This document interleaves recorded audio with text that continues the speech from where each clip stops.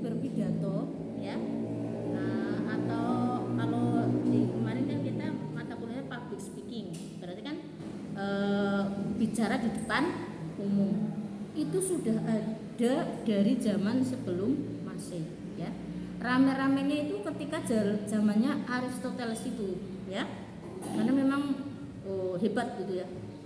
Itu yang dinamakan umur panjang, penafsiran umur panjang. Selain memang betul-betul umurnya panjang sampai ratusan tahun ya hidupnya, termasuk yang seperti ini. Orang sudah hidup ribuan tahun yang lalu masih disebut-sebut sampai sekarang. Karena apa? Ilmunya. Makanya di situ kalau kepengen ilmunya kepengen umurnya panjang, antara lain kan silaturahmi kan gitu ya. Nah ini silaturahminya Aristoteles kan mengajarkan ilmu. Nah mengajarkan ilmu menjadi panjang umur sampai sekarang disebut. Rasulullah kan juga begitu kan. Nah sampai sekarang disebut-sebut, itu contoh. Nah termasuk ini sebelum Masehi itu ada tokohnya yang bernama Salon ya. Tapi bukan salon kecantikan ya, juga bukan salon radio, bukan. Namanya Salon ya. Salon itu sebelum Masehi, yaitu tahun 640 sampai 560 sebelum Masehi. Kalau tahun sebelum Masehi kan mundur ya. Jadi 640 sampai 560. Ngerti belum kayak gitu hitungannya mundur? Kalau sebelum Masehi, ngerti kan? Diajari sama gurunya. Hitung kalau sebelum Masehi itu mundur. Kenapa? Karena ini ngomongnya Masehi dulu baru diundurkan ke sebelum Masehi. Oh ini yang tadi shopping. Jen, tadi di semester 3. Ini semester Bapak 5 kan? Persis banget kamu ada loh. Adikmu apa bukan? Adikmu apa bukan? Bukan Aca. Seperti ini banget. Persis banget dia lah. Makanya saya itu paling susah kalau suruh ngapalin wajah namanya, soalnya banyak orang kembar menurutku. Jadi mata saya itu nggak cerdas. Oh iya. Pacarku malah adikmu. Aku bingung tadi kayak loh. Deni Salim ini di semester 1 ya. Perasaan kemarin semester 3 ternyata kembar tadi ada. Cuma baru banget ketemu tadi, sekarang ketemu kamu. Jadi ternyata ya sana lebih gede sedikit gitu. Jadi bedanya di situ. Kalau wajahnya mirip, kulitnya mirip, bingung kan aku kalau ketemu sendiri-sendiri yang mana coba. Hah? Perempuan masa laki-laki. Kalau laki-laki nggak persis banget jenengan. Semester 1. Oh iya Bella ya, jenengnya ya. Mirip sampean kok ya. Ya bisa apa lah. Saya tuh paling susah kalau ngapalin wajah sama mirip ya. Ya besok kalau pas ketemu tak jejerin tuh foto ya. Ya nanti ditulisin ya. Ini Bella, ini siapa biar saya tahu ini. Payah banget ya saya kalau ngapalin orang dan masalah banyak. Orang sama jalan bingung. Kita terusin ya.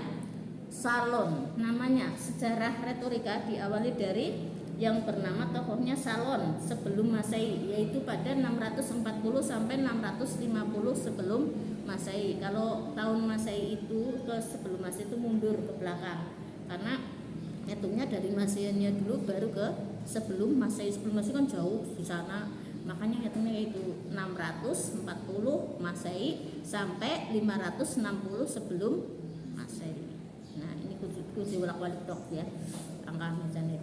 Nah setelah itu kemudian diteruskan oleh Pelisistrastos.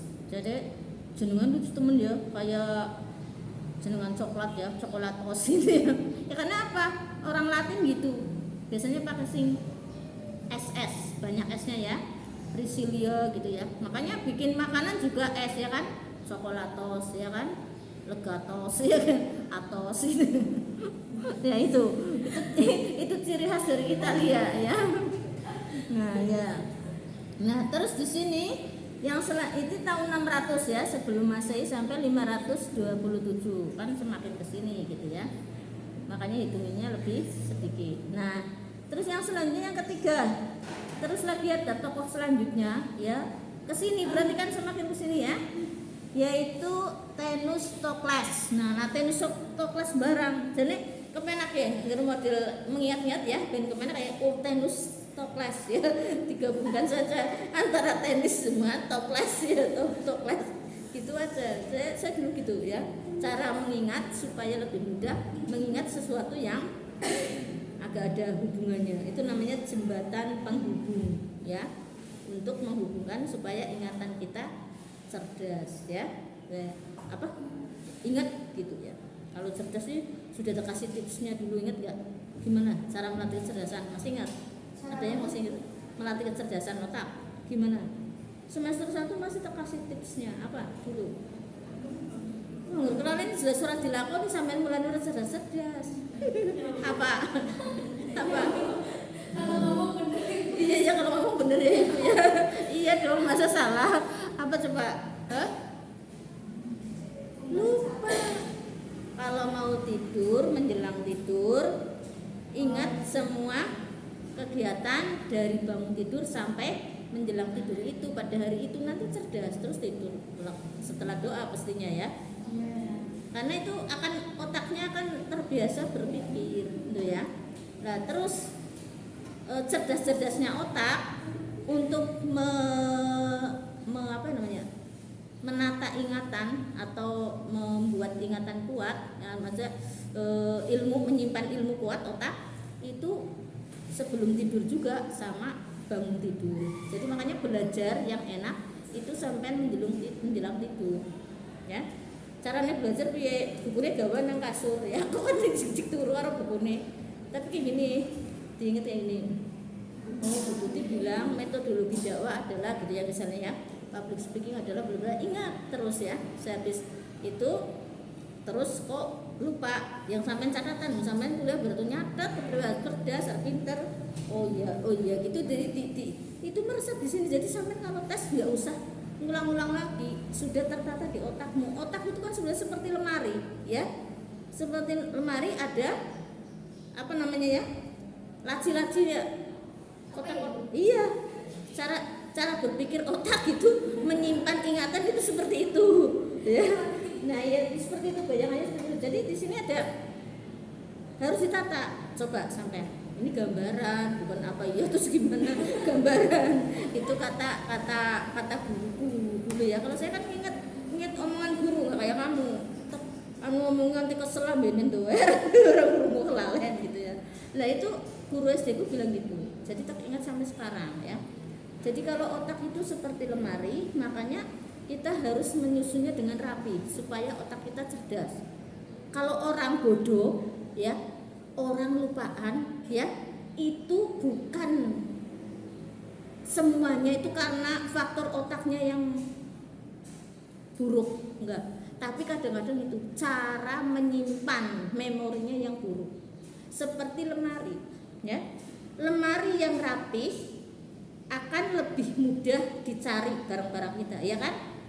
Nah, tapi lemari yang acak-acakan sebagus apapun lemari itu akan sulit mencarinya. Paham? Gambarannya seperti itu, ya. Bikin punya lemari ya. Lemarinya hebat banget, mahal banget. Tapi kamu naruh kaos kaki ya di situ, ya. Terus naruh kerudung di situ, naruh pakaian dalam situ, orang dilempit menimbul brok ngawuran. Golek bingung aduh kaos kaki yang di Indonesia kan sulit. Itu gambaran otak, ya. Otak kalau cara berpikirnya nggak ditata kayak lemari juga akan buruk. Nah caranya gimana kayak gitu? Mikirnya tadi latihannya sebelum tidur kamu ingat dari mulai bangun tidur tadi pagi sampai nanti menjelang tidur kegiatanmu apa? Misalnya gini, sambil mau tidur gini, saya bangun tadi sholat subuh. Berarti nggak halu Bu? Ya bukan halu. Kalau halu itu kan ngayal ya. Nggak sholat subuh, mikirnya sholat subuh itu halu. Kalau itu bukan halu, mengingat kembali apa yang sudah kita lakukan dari bangun tidur sampai mau tidur lagi ya.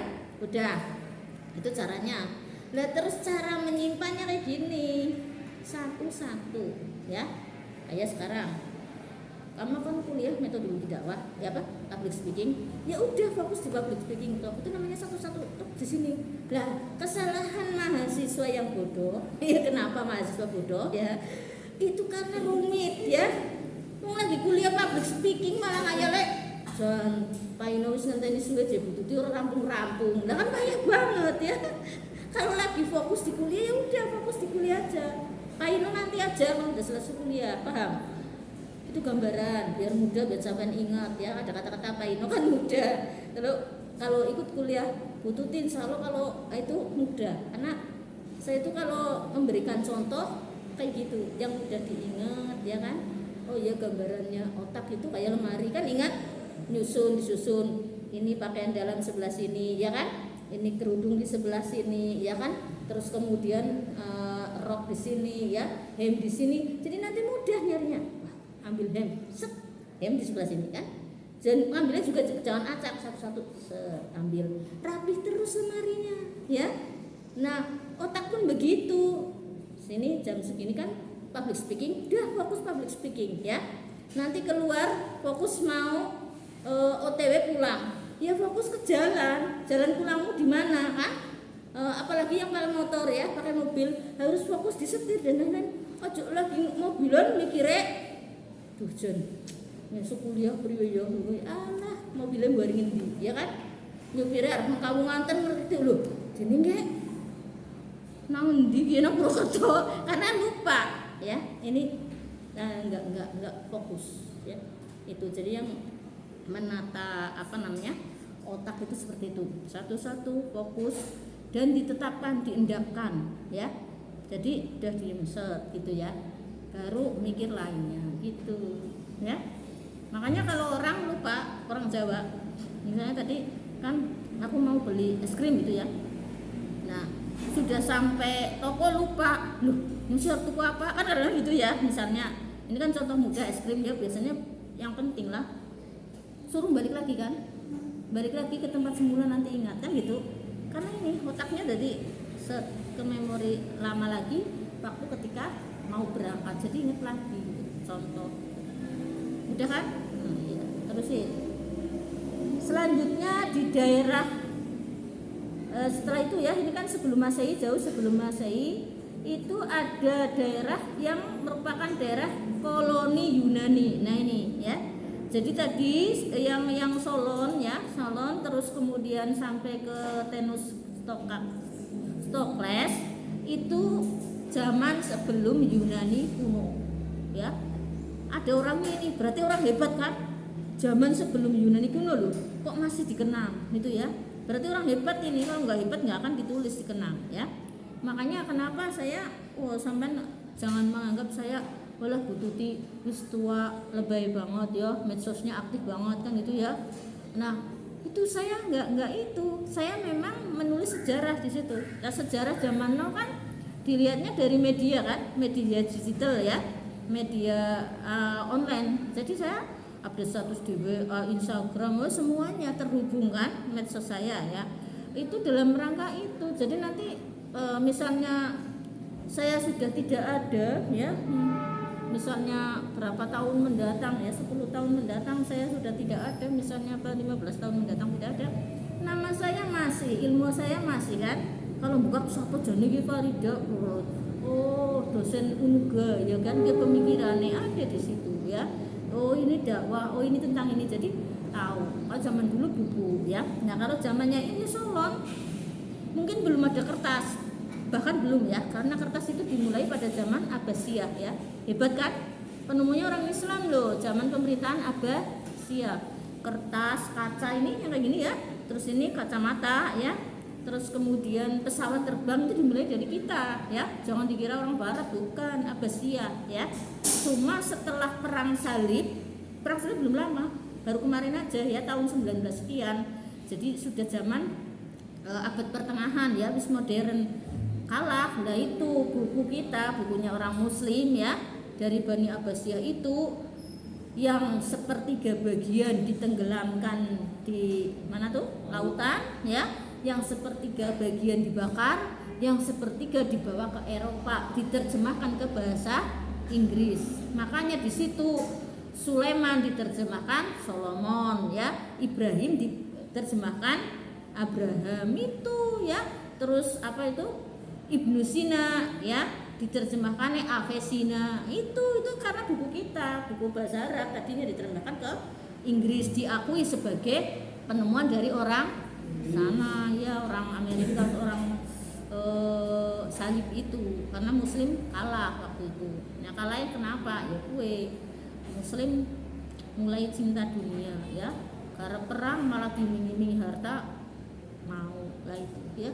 Jadi kekalahan Muslim itu sudah dikasih tahu sama Rasulullah dari zaman dulu.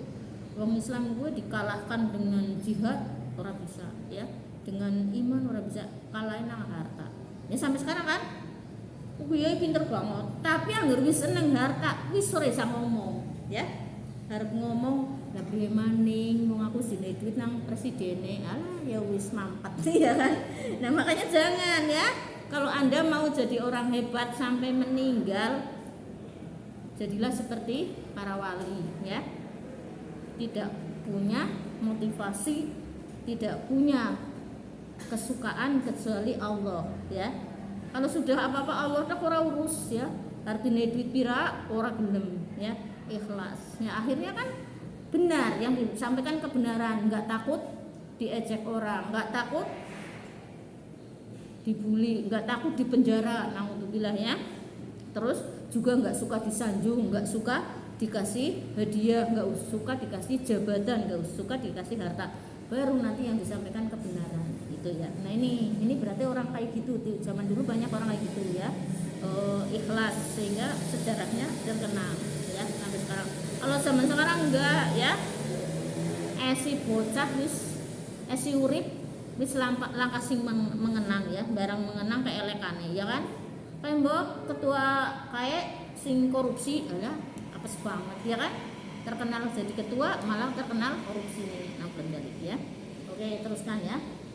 Nah di koloni Yunani ini mulai disusun teks pidato. Jadi setelah masa 3 tokoh itu tadi, ada suatu ngomongnya koloni ya, kayak hewan komunitas lah, masyarakat ya, masyarakat Yunani ya. Di situ kemudian mulai ada susunan pidato. Jadi kalau pidato itu menyusun dulu teks ya.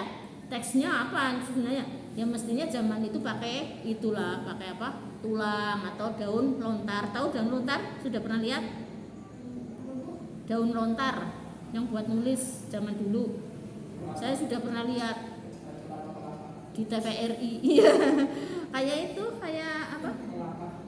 Iya, di enggak, ternyata itu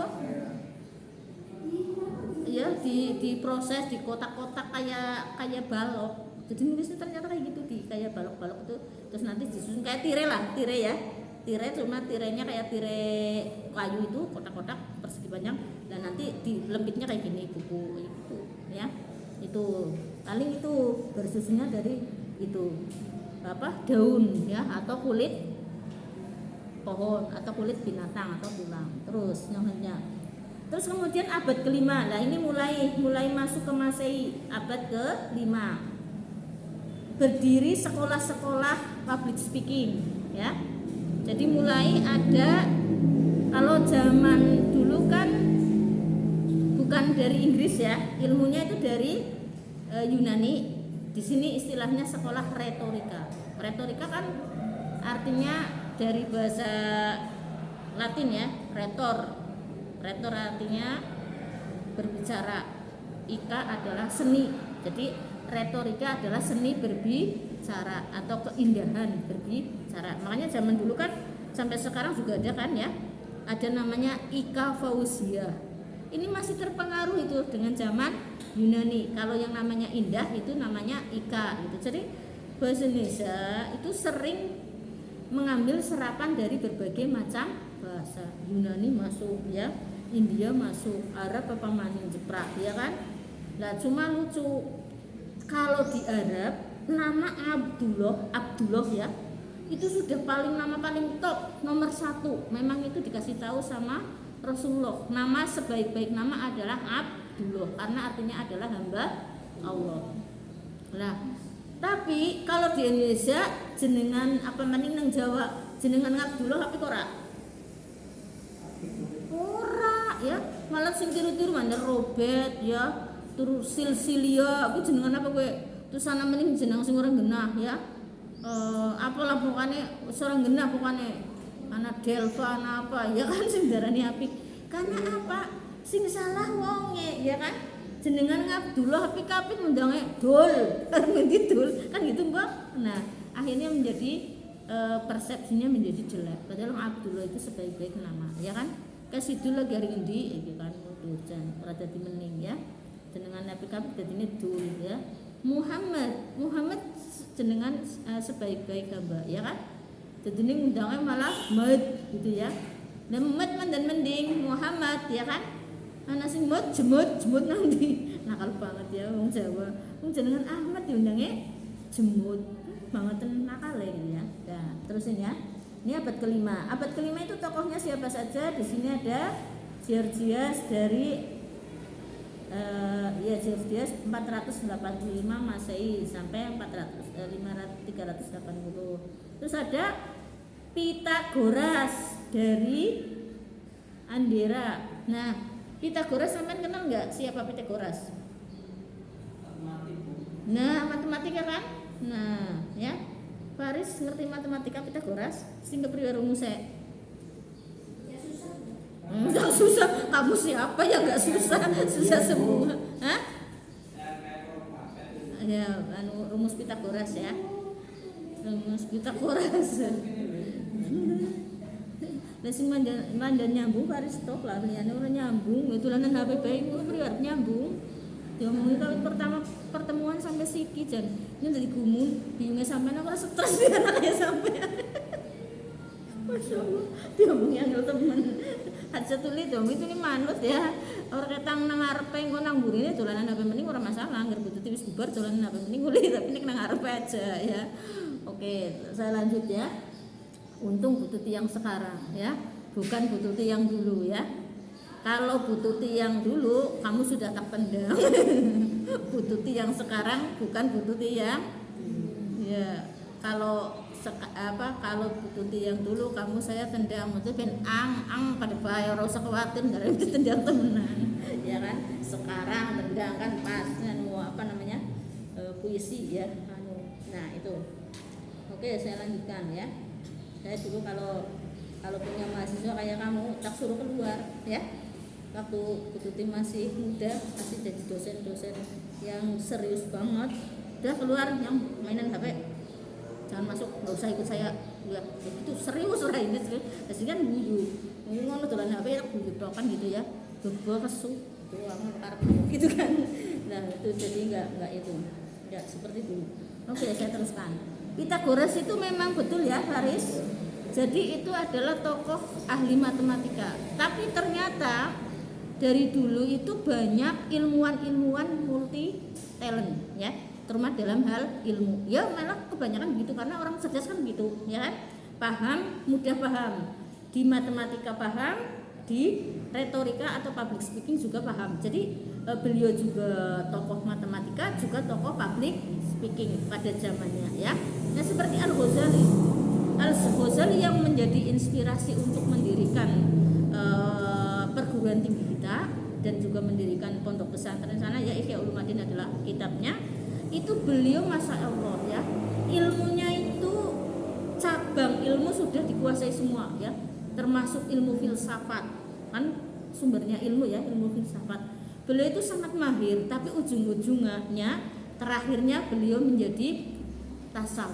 tasawuf itu apa ilmu yang terkait dengan hati karena apa ujung-ujungnya orang itu mau berhenti apa ya namanya berhenti apa namanya angas itu bahasa Jawa bahasa itunya apa bergejolak ya jadi gejolak pikiran gejolak hati gejolak idealisme gejolak pemikiran segala cita-cita itu berhentinya ketika sudah mencapai ilmu tasawuf.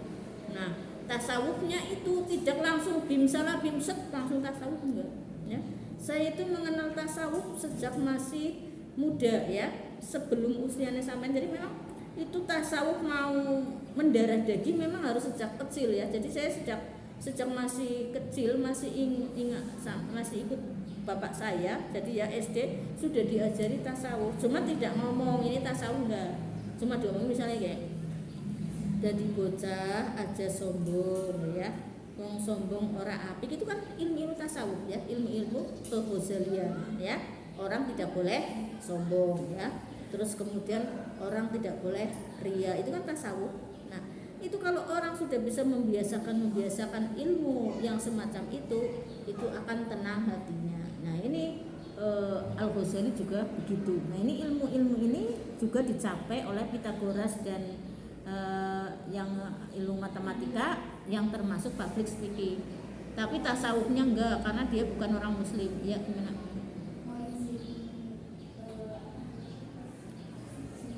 Podcast ya. Terus ya. Terus yang selanjutnya ada sampai akhirnya ke Sokrates ya. Nah, Sokrates ini siapa? Nah, ini yang mulai sangat terkenal ya. Jadi kalau dari Solon ya, terus kemudian tadi Preslytatos ya, itu yang tahu kita ya, yang orang akademisi ya. Terutama Anda yang mengikuti mata kuliah saya akademisi, sing orang melu kuliah ini kan orang ngerti ya secara ini. Nah, tapi kalau yang namanya Sokrates hampir seluruh ilmuwan tahu ya. Fakultas apapun dimanapun ya, orang Arab tahu, orang Amerika tahu, ini Sokrates hebat ya. Nah itu karena dimulai sejarah apa-apa itu dari Sokrates. Mengapa bisa sehebat itu Sokrates? Itu karena memiliki pemikiran-pemikiran yang frontal, yang berbeda dengan yang lainnya gitu ya. Itu Sokrates. Terus yang diteruskan kemudian ini ahli filsafat ya, Sokrates, makanya hebat. Yang selanjutnya diteruskan oleh muridnya yang bernama Aristoteles ya. Dua-duanya hebat ini. Jadi betul kata orang bijak ya, ketika gurunya hebat maka muridnya menjadi hebat, atau ketika dosennya hebat mahasiswa juga akan hebat. Cuma kalau yang semester ini saya nggak tahu mau jadi orang hebat apa enggak, soalnya aku heran sampai sekarang sudah semester 5 tapi yo ora kabeh gitu ya. Sik iki bae, cuma heran kenapa nilainya aku terus sangger tes. Jadi saya curiga, keheranan saya masukkan ke curigaan. Jangan-jangan ngepek di ngertes ya kan, yang orang melu deleng kan online ngepek contoh-contohan deleng, jadi nilainya apik gitu ya. Apaan bisa menang lah ngerti. Sebenarnya gimana bisa menang? Bahasa orang, alhamdulillah, berarti cerdas ya. Lihat coba untuk membuktikan tepuk, ayo. Tapi orang usah muni, cek, yo yang di atas yang mana? Ayo, diem, set. Ya, yang di atas tangan kiri apa tangan kanan? Ayo set, sekarpe, wis. Yang tangan kanan cung. Yang tangan kanannya di atas, kayak gitu, set. Sekarpe, yang tangan kanan di atas cung. Ya, waktu kayak gini, sekarpe dilihat kiri apa kanan. Nah iya, jangan ngawur. Yang di atas ya kiri lah. Itu ya terserah, sih penting yang di atas yang mana, set gitu terserah. Ayo set ini ya, misalnya ini di atas kan. Ya terserah, jangan mempengaruhi temennya. Enggak semua sama, set. Iya, kamu yang mana? Yang kiri. Itu kiri toh? Kiri itu kiri, namanya kiri. Sudah itu tadi kiri. Enggak, tadi be kiri tadi. Ya, yang kiri cung. Kamu itu kiri juga. Ya, Isna kiri. Terus sebelah Isna siapa? Ima berapa? Apa? Kanan. Kamu kiri. Ya. Itu yang di atasnya kiri itu pakai otak kanan. Biasanya cerdas, orang usah ngapalin kelingan. Ya. Yang jadi kebalik. Kalau yang di atas kiri berarti kecerdasannya, cara berpikirnya yang otak kanan. Nah, kalau yang kayak gini terus nanti yang di atas yang kiri yang kanan berarti kecerdasannya atau kecerdasan berpikirnya lebih dominan otak. Iya, jadi dibalik dari atas tangan dibalik. Tapi jangan direncanakan set gitu aja yang mana gitu ya. Set paling gue. Terus nanti kalau untuk menguji dua-duanya kamu dipikir kanan kiri. Kalau tepat berarti kamu cerdas dua-duanya. Mau kanan kiri. Tapi agar keliru terus, ya itu yang dominan yang mana gitu. Nah itu kan dulu sudah di semester 1. Untuk apa itu? Untuk membuktikan apa? Lupa. Semester 1 kan pernah digituin kan sama saya. Apa kecerdasannya apa itu? Buat ngapain? Ya buat itu, biar saya biar tahu sampean dia paling akeh apa. Dia aku ngomong paling akeh sampean nganggo otak apa? Otak kiri, ya kan? Kebanyakan pakai otak kiri. Otak kiri itu yang modelnya ngapal-ngapalin ya. Terus yang modelnya cara berpikirnya harus serius, ditata-tata gitu. Jadi itu kalau yang otak kiri suruh ngapalin biasanya cepet ya. Yang tangannya tadi di atasnya yang kanan suruh ngapalin. Nah tapi kalau otak kanan yang tadi di atas yang kiri itu kalau suruh menganalisa yang bagus. Dan selempetan ora apa-apa. Kadang-kadang mademi ora apa dolanan HP bisa paham apa yang saya sampaikan gitu loh. Jadi saya mungkin gue membuktikan anggar sampean tadi yang kiri, banyak yang kiri berarti sampean dolanan HP aja ngerti gitu loh, cerdas. Karena itu makanya otak kanan. Kalau otak kanan gue orang kudu fokus banget, bisa fokus ke berbagai arah ya. Jadi satu kali bisa fokus. Ya contohnya itu sampean heran toh kalau ustadz di pesantren ya atau punya kiai itu ya. Itu kan ngajarin anak bisa satu meja 3 anak loh. Kanan, kiri, depan. Saya juga gitu. Soalnya di sisi suwe banget rampung. Nah, karena apa? Bisa membagi fokus 3 arah. Kanan ngerti lagi baca apa, kiri lagi baca apa, depan lagi baca apa, Al-Qur'an. Tapi ya sambil disesuaikan dengan metodenya, yaitu apa? Kalau saya fokuskan ke yang paling bodoh ya. Paling bodoh kan kudu serius banget. Ya ini cara metode mengajar TPQ Madin dan murid sekolah yang langsung kayak gini ya. Nah itu kalau apa sing bodoh diperhatikan banget, anggar sing wis pinter kan cukup didengarkan kan dari telinga kanan telinga kiri. Oh ini yang salah langsung kurang panjang, ini terus ini kurang tajwidnya gitu kan. Yang satu yang paling bodoh di depan kita yang difokuskan ya. Jadi ngerti. Itu seperti itu. Nah contoh ya. Nah ini multi talent ini Aristoteles, Socrates sehingga sangat pandai dan terkenal. Terus kemudian ada ahli pidato yang paling termasyhur pada zaman Yunani kuno yang namanya Demosthenes ya. Setelah Socrates dan Aristoteles ini dua-duanya memang ahli public speaking, tapi sebenarnya awalnya sebelum menjadi ahli public speaking memang ahli filsafat. Terkenalnya itu ya Socrates sama Aristoteles. Dan ini Demosthenes ya. Demosthenes ini adalah orang yang memang pure di bidang terkenalnya di bidang public speaking. Mengapa sampai terkenal seperti itu? Karena beliau itu aslinya orang yang lidahnya keluh. Kalau menurut kita itu namanya apa? Kalau bahasa Indonesia celat.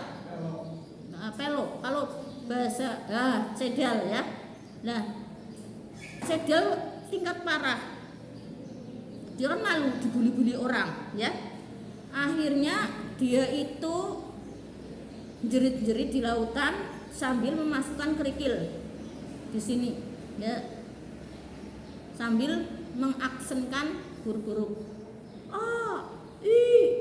gitu ya, sampai di lautan itu terus ngomong sendiri pidato lah di depan lautan. Ini Demosthenes saking bisanya terkenal. Nah setelah itu melatih dirinya sendiri karena malu dibully-bully, celot apa maning suruh pidato nggak bisa kan gitu ya. Nah ternyata setelah melatih diri dengan begitu langsung terkenal menjadi orator hebat atau menjadi public speaker ya kan. Public speaker sama dengan orator ya, sama dengan pembicara di depan umum gitu ya. Jadi hebat itu, jadi public speaker yang hebat. Jadi kalau bicara itu sampai membuat kagum yang mendengarkan gitu ya. Kalau zaman dulu mungkin kita menggambarkannya Soekarno ya. Pak Presiden kita yang pertama Soekarno, kita belum lahir ya. Itu beliau kalau tidak kepengen tahu ya lihat pidatonya yang di YouTube ya. Kan ada yang ngeser-ngeser zaman dulu. Kalau kita nggak bakal menangin zaman dulu. Itu seperti itulah kira-kira. Jadi orasinya bagus ya. Kalau sekarang sulit ya, mau nyontok siapa coba sekarang?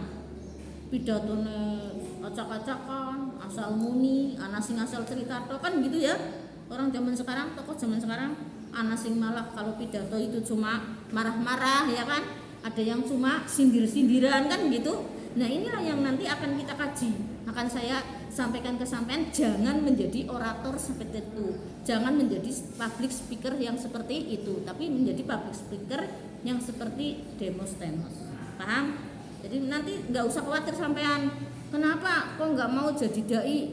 Saya nggak bisa orasi bu, nggak bisa di panggung dan sebagainya. Nanti kita pelajari di sini ya, bagaimana cara supaya ahli. Antara lain itu melatih diri. Ternyata lidah itu juga keluh ya. Sampean mendengarkan saya ceramah kayak gini sekarang di kuliah, itu bukan seperti ini loh ya. Saya dulu orangnya ya jutek, saklek, cuek, karena saya kan pendiam, introvert. Pribadi saya dulu waktu masih gadis sampai menikah juga masih seperti itu ya. Terus introvert ya, saklek ya kan, cuek. Lah akhirnya kan orang tahu ngomong, pendiam. Lah orang tahu ngomong gue ternyata gue ngomong angel. Jadi sering saya kalau ngomong tiba-tiba lagi ngomong terus itu ada berhentinya. Nah, kenapa sekarang selancar ini? Yaitu saking seringnya ngomong, ya kan, ngomong terus ya. Tapi kalau nggak ngomong itu lama. Dan sampai juga sering kan mendengar ada pembicara ya kemudian ngomongnya ngomong terus sekarang kan gitu ya. Karena itu nggak pernah latihan. Nah, itu. Jadi ternyata orang yang celat saja latihan sampai menjadi tokoh yang sampai dikenal dunia sampai saat ini seperti ini ya. Jadi public speaker ya. Dan itu tidak main-main ya. Membikin dia menjadi tokoh yang disegani, bahkan menjadi nanti diteruskan di sini ya. Ada yang selanjutnya ini ya. Dia itu mengalami tekanan batin yang sangat sangat dalam di sini karena dibuli-buli ya. Nah, tapi latihan itu bahkan setelah meninggal dunia dia itu dibuatkan patung oleh masyarakat. Karena Pak tadinya orang yang sangat tertekan batinnya, terus latihan sendiri sampai menjadi ahli pidato yang hebat. Ya, maka ketika meninggal dunia dibikinkan patung. Patungannya tulisannya gini. Hei Demosthenes, andai engkau memiliki cukup kuasa seperti kebijaksanaanmu, maka tak akan pernah Raja Makedonia menjadi penguasa Yunani. Paham ini kata-kata ini? Ini tapi tulisannya di patungnya pakai bahasa Yunani ya. Saking pandainya berpidato ya, karena zaman itu yang dipilih menjadi penguasa itu karena keahlian pidatonya ya. Nah, saking pinternya pidato itu disebabkan oleh beberapa hal ya. Di samping latihan juga berarti ilmunya luas ya kan. Jadi pidatonya nggak kosong. Itu yang dimaksud pinter pidato ya. Ngomong tok sasus dia orang pinter jenenge ya. Nah, public speaker yang baik ya bisa lancar ngomong, menarik, baik, benar, tapi juga berbobot. Itu ya. Nah, ini Demosthenes sampai patung dibikinkan patung setelah meninggal dunia yang patungnya isinya begitu. Artinya kalau kita simpulkan secara mudahnya berarti sedang memuji bahwa Demosthenes itu saking pandainya bicara di depan umum sampai seandainya kamu punya nasab keturunan raja, maka kamulah yang paling layak jadi raja. Tuh, artinya berarti kemampuan speakernya speakingnya Demosthenes itu melebihi kemampuan Raja Makedonia. Tapi karena nggak ada nasab, kalau raja kan pakai nasab ya keturunannya, maka dia tidak jadi raja gitu. Itu faktornya satu toh, karena bukan nasab dari kerajaan itu. Nah, jadi makanya sampean kuasai public speaking ya, nanti akan mudah di karir ya, itu di situ. Nah, orang-orang pandai kan gitu ya, orang-orang pandai dikenal karena kepandaiannya bicara ya, tapi bukan bicara omong kosong, bukan omdo ya, tapi bicara yang ada ilmunya, yang ada materinya, yang tekniknya juga yang menarik gitu ya. Ya. Teruskan. Setelah itu Makedonia dan Romawi mencapai kejayaan pada masanya. Jadi karena banyak pakar public speakingnya, terutama Demosthenes, maka bisa memajukan Romawi. Dan kenapa? Logikanya begini loh, bukan kebanyakan, bahkan hampir semuanya keberhasilan dunia itu karena public speakernya ya, yang dalam berpublic speaking berhasil. Contoh ya, saya contohkan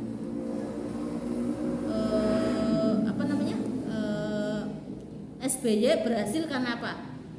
Public speakingnya kan, ketika nyalon tahun 2000 berapa itu, 2004 apa ya dulu, itu dia ngomong kayak gini, apapun partainya SBY presidennya kan itu. Jadi gaya bicaranya orang menggebu-gebu ya, tekniknya orang terlalu tinggi, tapi itu materi pidatonya dipilih kata yang bisa semuanya milih. Pinter banget kok. Apapun partainya SBY presidennya, karena SBY waktu itu nyalon jadi presiden. Lah waktu itu ketika SBY nyalon presiden ya, Bapak SBY nyalon presiden, itu partai tembe lahir loh, Demokrat ya, mentungul tembe. Kenapa berhasil menjadi presiden? Karena itu bisa memilih kata-kata yang membuat publik memilih dia. Apapun partainya, SBY seperti presiden, jadi PDI yang milih SBY, PKB milih SBY kan ya, logikanya itu. Nah, jadi ternyata kepandaian public speaking juga didukung dengan ini ya, kepandaian berpikir, kepandaian memilih kata yang tepat, dan kepandaian dalam menyampaikannya juga. Nah, itu perlu apa? Ya perlu latihan, perlu banyak membaca ya, perlu banyak yang namanya membaca itu tidak hanya teks, tidak hanya buku ya, tidak hanya Google, tidak hanya HP, tapi membaca alam juga namanya membaca ya. Jadi makna kro itu bukan hanya membaca buku, tapi membacanya semuanya. Nggak ada pohon bergoyang, ya Allah, Masya Allah, pohon kok bisa bergoyang, itu kenapa ya? Nah itu ya, awal kenapa ditemukannya angin kan begitu. Ada yang berpikir, loh kenapa itu bisa bergerak ya? Kemudian diteliti, yang menggerakkan apa? Loh raketon kok gerak gitu ya. Akhirnya ditemukanlah angin kan gitu. Angin adalah udara yang bergerak kan gitu. Nah didefinisikan. Kenapa? Udara sudah ditemukan tapi tidak menggerakkan. Ya udara ya ini ya oksigen dan sebagainya. Nah, tapi kalau angin adalah udara yang bergerak. Kalau oksigen kan tidak bergerak kan misalnya. Ya tuh. Jadi banyak membaca untuk mendukung keahlian public speaking ya. Oke.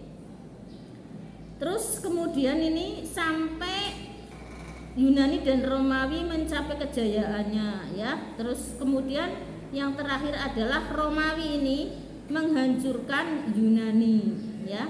Jadi Makedonia itu zaman Romawi itu yang ada Demosthenes itu, yang Demosthenes itu menjadi panglima perang ya, dan dalam berperang dia memakai kata-kata yang membuat tentaranya itu maju berani melawan Yunani ya, Romawi ya, itu kan Romawi, setelah ini Romawi berani melawan Yunani itu, jadi Yunani hancur, maka muncullah kekuasaan Romawi. Nah itu sejarah public speaking di zaman Yunani. Selanjutnya yang kedua, setelah zaman Yunani maka diteruskan zaman Romawi. Ya, zaman Romawi siapa tokohnya? Jadi zaman Yunani itu hancurnya itu tadi Demosthenes meninggal ya. Terus kemudian tokoh-tokoh public speakingnya sudah tidak ada, itu kan. Jadi kalah oleh Romawi. Nah, Romawi ini namanya Cato Senior ya. Orang sana kan namanya gitu. Namanya ada Coklatos ya kan, ada Cikatilo ya, ada pokoknya kalau laki-laki biasanya sing Cita-Cito, Cikatilo, Presto gitu ya, jangan bandek Presto ya. Kalau yang perempuan biasanya Priscilia ya, Sisilia itu yang seperti itu ya. Nah, ini Cato Senior itu 234 sampai 149 Masehi, sudah Masehi ya. Judul pidatonya begini. Jadi dia itu berhasil mengalahkan Yunani karena berpidato. Judulnya begini. Nih di sini ya. Judulnya apa? Karthago Delenda Est ya, tulisannya Delenda Est ya. Yang mengajak rakyat Romawi ini enggak itu ya, menghancurkan Karthago di Afrika Utara. Jadi Karthago Delenda Est artinya adalah hancurkan Karthago gitu ya kalau kita bahasa kita ya. Jadi judul pidato hancurkan Karthago. Jadi orangnya semua itu yang dari Romawi itu menghancurkan Karthago. Karthago itu apa? Kota terpenting di Yunani ya, suruh dihancurkan. Makanya jadi menang gitu ya. Tuh. Terus kemudian pada masa pemerintahan Konsulat Venius dan Messala ya tahun 161, Senat memutuskan untuk mengeluarkan ahli filsafat dan ahli public speaking ya dari Yunani dan Romawi karena dianggap menjadi provokator. Nah, ini jeleknya penguasa kayak gitu ya. Setelah berhasil menang Romawi, rajanya berkuasa, malah bersaing dengan yang memenangkan, yang ahli public speakingnya itu. Dianggap kalau orang ahli public speaking akan menjadi saingan pemerintah, paham ya, penguasanya takut kalah, takut kekuasaannya diambil alih oleh public speakernya ya, atau oratornya. Nah, di Indonesia juga terjadi seperti itu kan. Zaman Orde Baru dulu itu banyak tokoh agama kita, kiai-kiai itu dikarungi loh ya, tahu-tahu sudah meninggal. Sampai orang alami, aku ngalami temenanan ya. Jadi ngeri itu zaman itu ya, tahun 90 sebelum adanya reformasi. Reformasi kan 98 ya. Sekitar tahun 97 atau 95-an itu kayak gitu, tahu-tahu di sana ada orang mati sudah dikarung di sana. Biasanya dibuangnya itu di hutan-hutan, jadi di kubang kampung ya sering ditemukan, tahu-tahu ada orang di dalam karung. Itu siapa? Tokoh-tokoh yang ini ahli orasi ya, ahli public speaking. Karena apa? Penguasa tuh takut kan diomongi ya, kayak sekarang lah, sekarang kan ngeri ya. Dengan kita kan di YouTube loh ahli public speaking ya. Sekarang enggak, publiknya bukan publik manusia kayak gini. Sekarang publiknya adalah pengguna media digital, ya kan? Jadi nang YouTube keluar ya, ngomong provokasi kan gitu, menyalahkan presiden. Sekarang tahun politik ya, hati-hati, sampean jangan sampai terbawa iklim politik ya. Sampean jadi mahasiswa netral aja, paham? Jangan mau diprovokasi oleh kepentingan manapun ya, baik capres, cawapres maupun parpol ya. Wanti-wanti saya, rugi nggak akan untung mahasiswa ya. Karena banyak tahun 98 itu waktu reformasi itu banyak yang ditangkapi ya, dimasukkan penjara itu. Karena apa? Yaitu provokasi suruh menurunkan Orde Baru presiden pada waktu itu ya. Nah, mahasiswanya ditangkapi. Padahal mahasiswa itu sebenarnya cuma alat ya, digunakan oleh yang berkepentingan untuk mereformasi, untuk melakukan demo. Demonya se-Indonesia. Sampai belum lahir kan ya? Sampai lahir tahun berapa? Lahir tahun berapa? Hah? 93 23 2003 lahirnya kan wingi banget kan. Jadi orang alami sing kuwi. Mulai sampean ki generasi enjoy ya, generasi enak. Ya kan? Apa-apa serba enak lah, terus generasi dunia maya. Jadi nggak ketemu iki nang dunia kayak iki orang nyaman-nyamanin nang dunia maya, ya kan? Lah kan ngeri. Lah itu zaman itu Masya Allah ya, ditangkap itu mahasiswa karena apa? Disuruh demo menurunkan presiden waktu itu. Ngeri kan? Itu se-Indonesia tuh dari ujung barat sampai ujung timur ya, dari ujung utara sampai ujung selatan. Demo di jualan penuhnya, bukan main, intinya untuk menurunkan presiden ya. Itu tahun 98. Nah 98 sudah turun presiden itu, reformasi sudah diangkat, nggak setuju lagi, demo lagi, mahasiswa lagi itu yang digunakan. Mahasiswa itu kenapa digunakan? Yaitu mahasiswa itu kan usianya usia muda ya, lagi mudah-mudahnya diprovokasi ya. Darah mudanya itu sangat mudah mahasiswa itu, dan mahasiswa itu punya pemikiran yang sangat bebas ya, luas, karena ya itu tadi kan mahasiswa tidak dibatasi oleh anak, kan belum punya anak, tidak dibatasi oleh pekerjaan ya kan, terus sama orang tua ya biasanya jauh karena tinggal di kos, tinggal di pondok, jadi orang orang ngerti demo ke jalan sendiri pada rugi, mahasiswa nggak dapat apa-apa kan, cuma digunakan toh. Tapi ya itu bagusnya, itu kan negatifnya. Bagusnya, positifnya, dengan langkah mahasiswa yang seperti itu jadi ada perubahan pancen ya kan. Jadi yang tadinya Orde Baru yang menjadi status quo artinya apa? Tahu? Menjadi penguasa Selawase kan 32 tahun itu menjadi presiden ya, bisa sampai turun karena mahasiswa ya kan, bergerak semua se-Indonesia itu ya. Nah itu positifnya, bisa merubah reformasi. Cuma ya percuma ketika sudah reformasi tetap baik, penerusnya masih begitu kan gitu ya. Nah maka kemudian yang bagus malah diturunkan lagi. Setelah itu kan reformasi kan sebenarnya Gus Dur kan, Gus Dur itu bagus banget, baru berkuasa kurang lebih 2 tahun, belum sampai 1 periode, itu perubahan besar sudah banyak sekali. Ada ekonomi kerakyatan berjalan sampai sekarang ya, mengenai UMKM itu rintisan Gus Dur loh ya. Terus ekonomi syariah berjalan sampai sekarang, yaitu adanya apa? BMT syariah ya. Terus kemudian bank-bank jadi syar'i ya gitu ya waktu itu. Walaupun sekarang praktiknya ya embuh ya, katanya syariah tapi ngambilnya bukan agama, pakar agama Islam. Jadi kursi penting nang kono janji-janjian halal-halalan, padahal harus ada aturannya. Yang halal itu yang seperti apa, harus ada pakar itu syar'inya seharusnya ya. Terus lagi ya, ini Gus Dur. Yang ketiga, birokrasi pemerintahan nggak begitu sulit ya. Yang keempat, ini Gus Dur, PNS gajinya naik sampai sekian ratus%. Jadi sampai sekarang nggak naik-naik itu. Zaman Gus Dur dok tiba-tiba PNS jadi sugih ya, sing mau orang digaji jadi 2 gaji, kan banyak lah terobosan. Tapi ya itu saingannya Gus Dur yang nggak suka, yang sesama zaman reformasi, itu sulitnya di situ ya. Itu jam berapa sekarang?